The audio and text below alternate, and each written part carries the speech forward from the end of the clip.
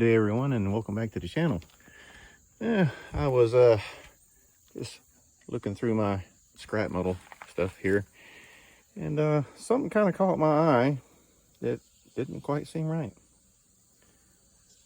Anybody see it yet?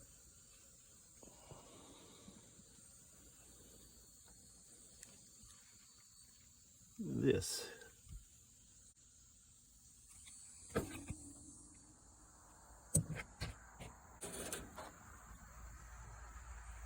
Looks to be complete.